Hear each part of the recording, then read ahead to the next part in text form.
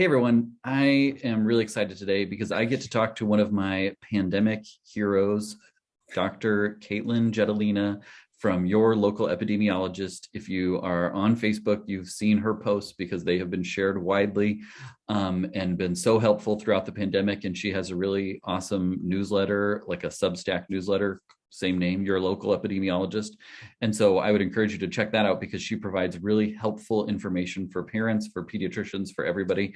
I'm in a few Facebook pediatrician groups, and I told them, bragged that I was getting to talk to you, and they were all jealous because it's helpful to have good resources that we can turn to when we're getting bombarded with questions. So first and foremost, thank you for everything that you've been doing during the pandemic. I am sure it hasn't been easy, and we will talk about all of those sorts of things. But I wanted to start first and foremost about the big news that just came out on Friday of last week about the Pfizer vaccine delay for children 5 or under 5 years of age. Can you share some insight for us? I mean, it was just like this roller coaster, and also it's been really hard because people are getting their hopes up and then have them crushed. And I feel like it's going to make it more difficult to convince people that it's a good choice in the future because of how it's kind of handled or not handled. So can you update us on that and anything that you know or could shed light on? Yeah, I wish I knew. I honestly I was very surprised. This does not typically happen. If the FDA has decided that they are going to accept an EUA application, then it's pretty much standard that the VBAC meeting will be the following 2 weeks. And so Right. this was very surprising. I can hypothesize what happened, but I don't know how useful that is. It's useful. We'll take it. Yeah, so I think there's a couple things that could have happened, and maybe all of the above is one. So we know from the press release that there was some sort of new data that came to light or didn't come to light that made the Pfizer pull out their application. I am very curious if that data was preliminary data from the third dose. Mhm. We know that kids started getting their second dose a few weeks ago in the trial. And so that would mean we'd probably have a few. And if they pulled it, then maybe they weren't as confident that a third dose will be the solution. I really hope that's not the case because then we would have to start from ground zero. Right. The other thing is that it could have been pushback from the FDA scientific committee, external scientific committee board. Their job is to determine two things: safety and effectiveness, period. And if there just wasn't effectiveness data, I don't see how they could have voted in favor for this at all. Right. So I don't know. And maybe it's a combination of the two. But yeah, I was as a mom, super disappointed. Like, oh my God, it Right. hit me in my heart. I will say though, I didn't think it was going to go through next week, even if it went to vote. So it might just be for the better just to wait for the third dose. I've been telling parents have asked me a lot, and I was always kind of saying like this summer was what I was anticipating Yeah. before the news, like 2 weeks ago, where they're voting, and we were getting emails about like getting figuring out the workflow for giving these vaccines and the different colored vials and all of those sorts of things, just in the past 2 weeks. So I think that I was surprised to hear of the speed up in things, and it probably just makes more sense. It's just like that tease aspect of it that was really hard for people, I think, and it also, I'm afraid, will make it they'll have to work even harder to convince people that yes, this is effective, without with kind of this false start of how it's played out. Yeah, I completely agree. I was super bummed phase three didn't work out like we wanted it to back last December. But I feel like everyone came to terms and like, well, shoot, okay, another 6 months, we'll see the data. But then haphazardly come back and say you have it and then don't have it and then have it. It was a very weird PR choice of theirs. And I think it is potentially dangerous. A lot of parents aren't getting their kids vaccinated. I think we only see about 30% of 5 to Right. 11-year-olds. And so we need to do everything we can to ensure competence in that process, as well as be transparent and effectively communicate what's happening when. And I haven't seen that part of it, unfortunately. I think what I learned and shared with my audience on Friday and Saturday was it's good to make sure science is working, and it's okay. We don't want to rush things. We don't want to just do things because there's a political agenda to do it or people are expecting it. We need to do things that are based on the science and listening to what the science is telling us and responding appropriately to that. And so this, like early vaccine trials before we even had a vaccine available to the public, there were times where it was paused, make sure things are working right, and then move forward, assuring that it's both safe and effective. Because if it's not one of those two things, then we shouldn't be pushing it out, regardless of how bad people want to have their 4-year-old and under vaccinated. Yeah, I agree. I do think, though, that in the middle of these trials, because they're age de-escalation, Omicron threw a lot in the confusion of things. Because in the beginning, yeah, we were testing effectiveness by prevention of infection. And I think, honestly, that was too high of a bar to have set in the beginning, because that's not their primary role. Their primary role is to keep people out of the hospitals and dying. Sure. And so, it's very unfortunate and very disappointing. Let's shift gears and talk about everyone's favorite topic, masks. Around the country, many states, even states that have been very pro-mandate, pro-mask, pro-vaccine throughout the pandemic, are turning off the mask mandates. And often it feels like perhaps it's from both the declining case counts, but also political pressure and everything like that. And then we have parents that are faced with, well, what do I do with my child? They're, not old enough to get vaccinated, or they've been vaccinated, but they're in school all day and all these different things. What would you say would be some metrics that we could use to decide on when it's time to say, okay, kids, regardless of vaccine status, don't need to mask anymore? Is there some way that we can take it from just this murky, we're going to do it, we're not going to do it, or the politicians want to turn off masks, so we're turning off masks? What's the science say, or is there a way that we can make it objective for parents that then I think that would make it easier to say, okay, I'm following the data, which shows at this rate, we don't need to wear masks. Yeah, I put together a post a week or so ago about this, because I feel like there's only two extremes of this conversation: is you have mask mandates or you don't. But I actually think both are problematic, because they don't allow for flexibility of the viral dynamics. And so I call it riding the waves. Is that when transmission in the community is high, everyone puts their mask on. When it's low, I'm totally fine taking masks off. And I'm talking about adults and kids, wherever, right, whoever it is. And the big epidemiological question right now is, what is that metric to measure transmission in the community? And it's actually a really difficult question to answer, because of several things. Typically, you've used cases and test positivity rates. And much to my surprise, those metrics are actually still good to this day. But I see in the future a possibility of those metrics not being good to measure transmission, because we're moving into antigen testing world, which is great. I think everyone needs to use antigen tests. We just don't have a system in the United States that if you have a positive or negative antigen, you report it. Right. They do this in the UK, which is a very effective system. And so either we need to get that system in place, or we need to maybe find another metric. Another metric that some people are talking about using is hospital capacity.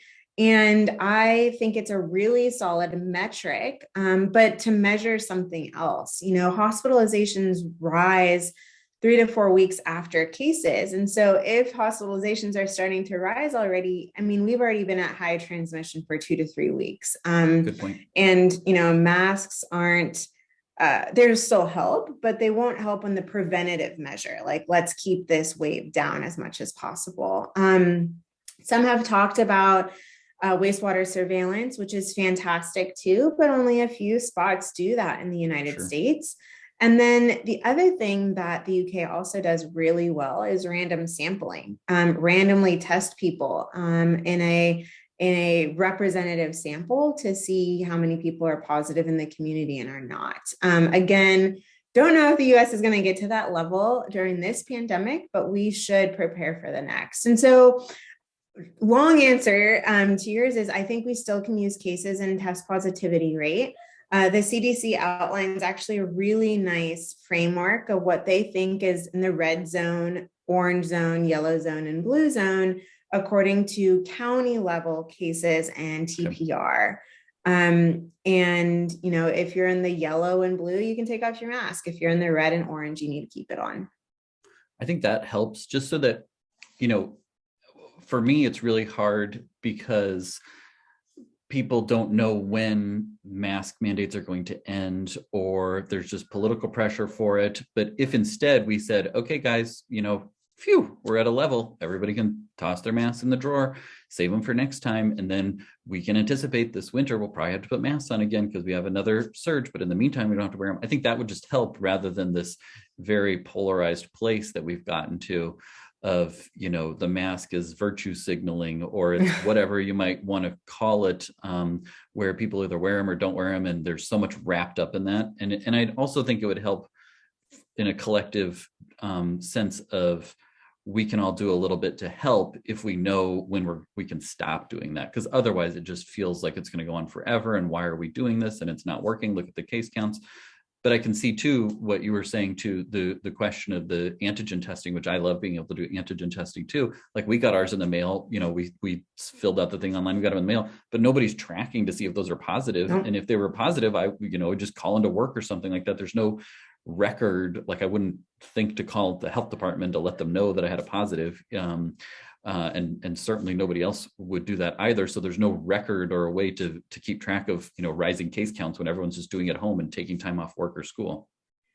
Yeah, that's not a challenge yet, but I think it's going to be a challenge probably within a few months.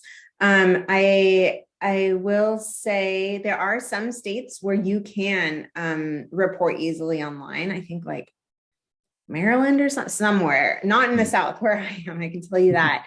But you're right. You know, we need off ramps, but also clear on ramps. So everyone has an understanding of what the goal is and what does it mean when you reach that goal. And if the virus mutates, and it will, and it's more transmissible and we get a wave, then everyone's on the same page of what to do. The problem is there's no guidance on that whatsoever.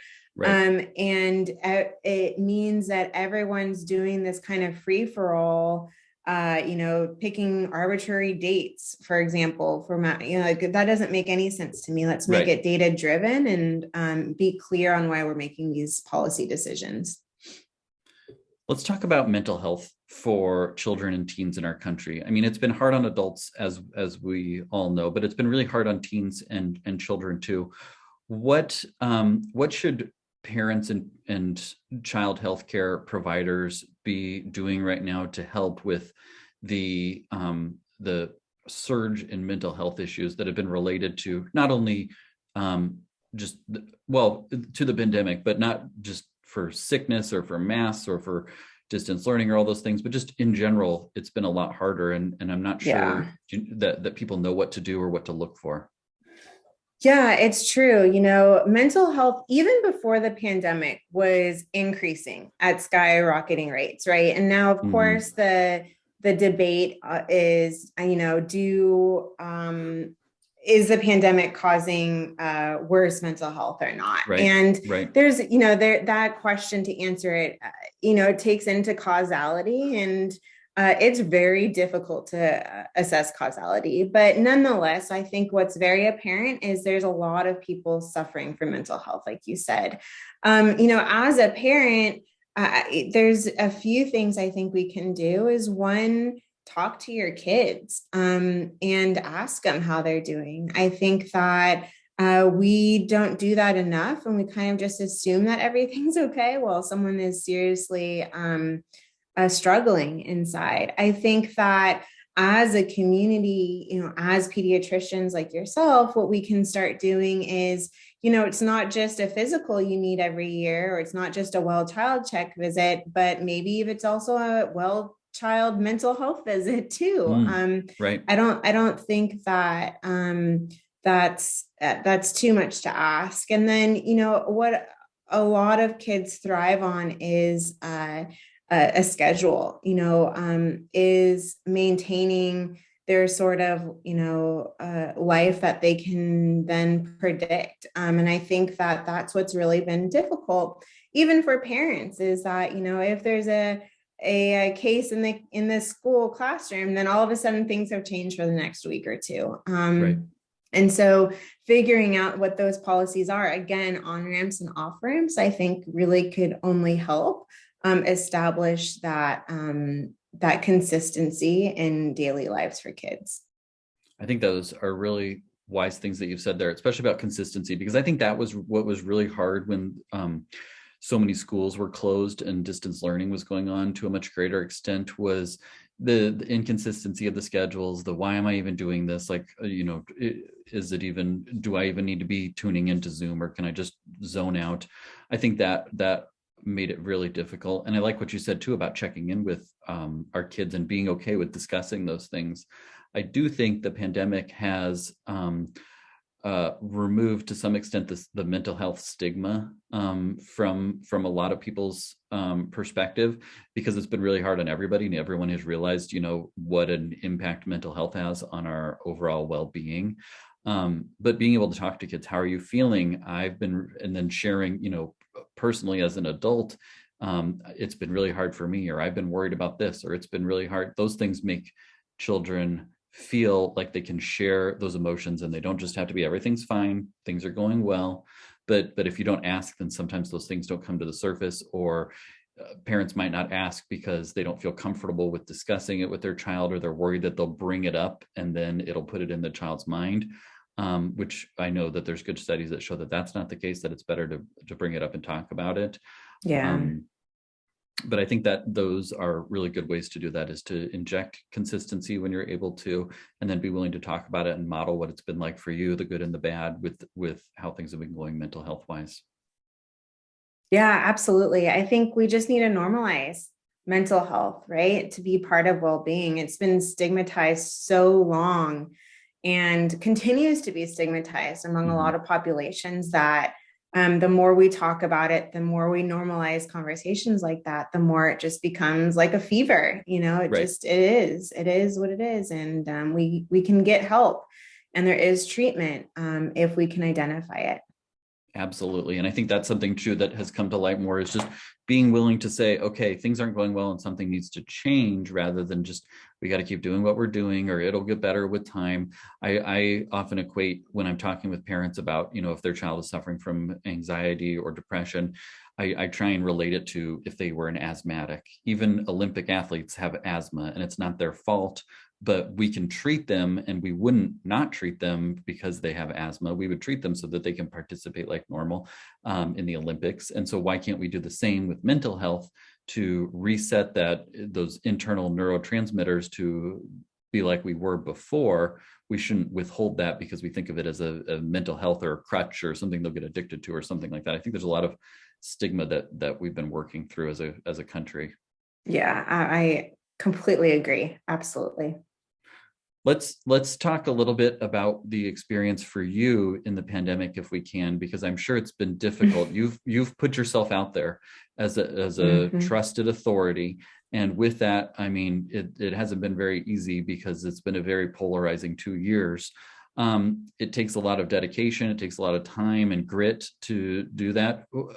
For me, the hardest part of the pandemic has not been the illnesses or the testing or the vaccines. It's been trying to maintain a favorable outlook on fellow humans from time to time, because it can be really hard to maintain that with the way that things have gone. What's been the hardest part of the pandemic for you, period, in general?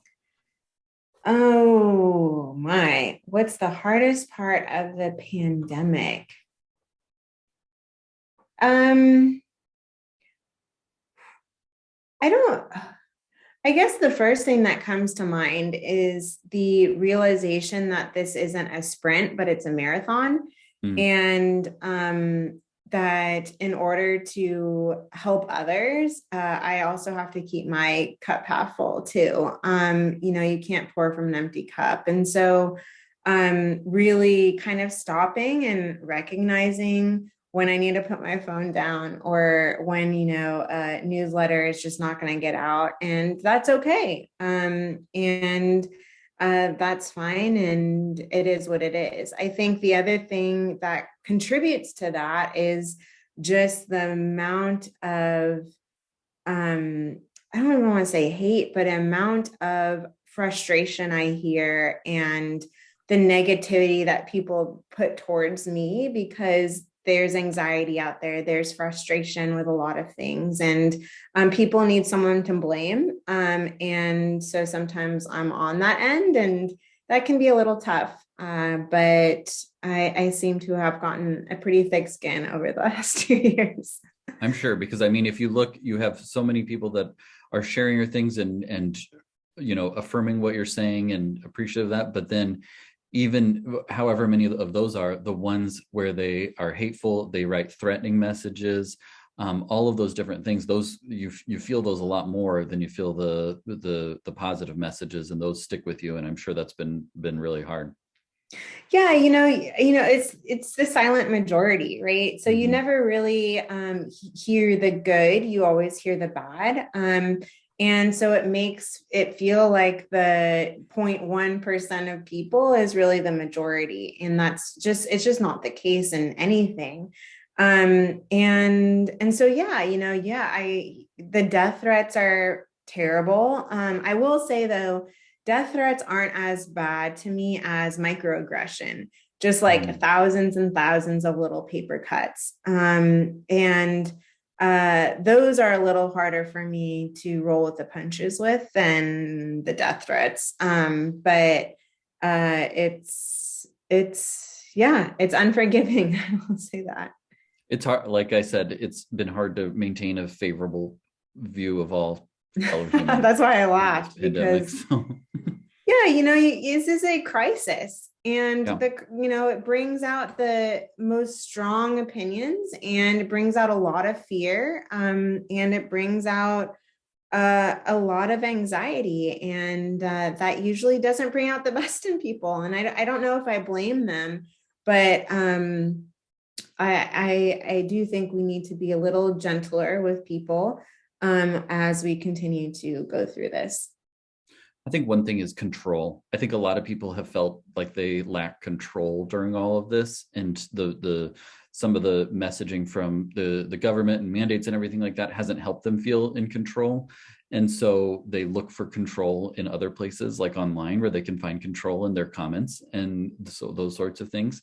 But everybody is seeking for control in the face of the unknown and uncertain and anxiety that goes along with that. And so then it just becomes, well, it's so easy and non-confrontational to be really hateful or threatening in comments and all of those different things, because there's no risk of rebuttal or no risk of individual harm by saying those things. But I do appreciate your gentleness with others despite the way that you've been I treated. try So to.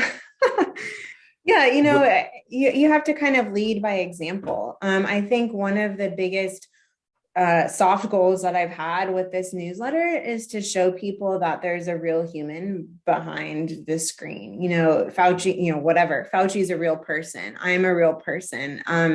And if you're able to respond and open up a two-way communication street, then you foster more trust. And that is another thing. You said control, and I completely agree with that, but also is this trust aspect that no one trusts anyone right now. And I don't know if I blame them again, because we've just had terrible, abysmal communication throughout this pandemic and no plan whatsoever. And so it's a really tough landscape right now. And I sure hope going forward, we all kind of self-reflect as a nation to figure out how to prepare for the next pandemic.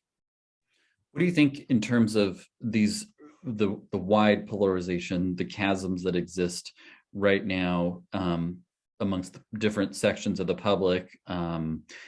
What's going to heal that in terms of building that trust back up? What's going to heal that in terms of making people feel comfortable with, sharing their opinions or those sorts of things again, without worrying about who they're going to offend and get canceled, or all those different things that come into play? Yeah, I think the number one answer is we have to listen, period. And, listen is different than hearing, right? Hearing is a lot more reactive. It takes a lot of effort to listen. And so that means, listening to someone you don't agree on Spotify. That means listening or reading a really hard op-ed.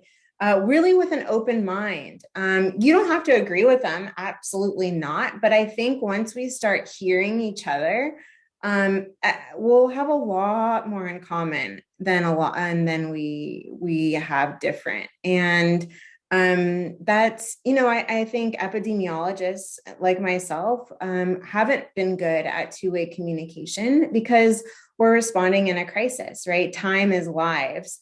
But we need to stop and look for people's questions, hear people's questions, and actually give the time to answer them, because there are great ones out there, and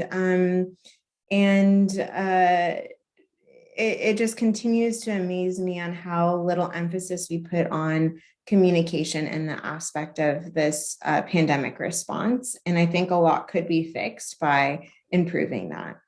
I think that is really the key, as well as being able to take the time to listen, to understand people that may share differing views with you. Because what I've tried to keep in mind throughout this is, if I didn't have my background, if I had, different friend family set, though, I would probably not feel the same way that I have. And that doesn't necessarily mean that I'm a bad person, or that I need to have all this judgment or shame or guilt placed upon me because I'm taking it from a different angle, because of all the information that everybody has been exposed to. Yeah. And it's really hard to sift through and know what's true and what is misinformation and disinformation, and all of the different parts of that. And that's something that I left the practice that I was at and started a new practice and have more time to spend with my patients, so that instead of, okay, you got to get these vaccines and this and this, we can sit down and say, oh, you are a little bit concerned. Well, tell me about your concerns. Let's talk about it. I can understand why you might feel that way, because you might have seen this and this and this. Let me tell you what I know, and then we can go from there. And taking that perspective, rather than just, you have to do it this way, or you're a bad person, or you're evil, or why would you not do that? That's crazy. That doesn't help. And so being able to listen makes a huge difference, and make people feel understood before making them understand you. Yeah, absolutely. If you use words like insane or dumb, all you're doing is questioning their worldview, right? And people will double down when that happens. And so we need to build new foundations of trust. And the only way to really do that is, one, listen, and then try and fill in the misinformation or disinformation in a understandable way. And I'm not saying that's easy at all. It's incredibly difficult, but I think that we all need to give it a shot. And it can only really help. Well, let's move forward. What does the next year look like for you? And then when this pandemic is kind of off the stove and, on the back burner, what's your plan for other public health things to tackle in the epidemiology world? Oh my. SARS-CoV-2, I think that it's going to mutate. We're going to have more variants. Right. The only way we're going to have another wave is if the next variant is more transmissible than Omicron, which is possible, but there's going to be a time where that plateaus. And if that's the case, then we may get, 2 or 3 circulating SARS-CoV-2 viruses instead of just one dominant one, kind of like we see with the flu. I will say, I expect that eventually, maybe this year, we're going to start seeing seasonality patterns. Mhm. Coronaviruses thrive in the winter. It's not random that our two biggest waves were in the two winters. And so I think that eventually we're going to start seeing this pattern like we do with the flu, that, Mhm. SARS-CoV-2 is going to go up in the winter and down in the summer. I don't know if that's going to be 2022. And then, yeah, I mean, people don't realize how much public health touches everyone's life on a daily basis if you're not in a pandemic. And so, my goal, at least in the next, with YLE, at least in the next year, is try to sustain interest beyond a pandemic, but beyond a Mhm. virus. Talk about mental health, talk about physical health or nutrition or other infectious diseases, like how monkeypox, landed in Dallas a few months ago and what that means. And so we'll see. I don't know. All you can do is try. And I think that we're at an interesting and opportune silver lining moment in epidemiology and public health, that people are finally getting it and recognizing the field. And I hope to help flourish that.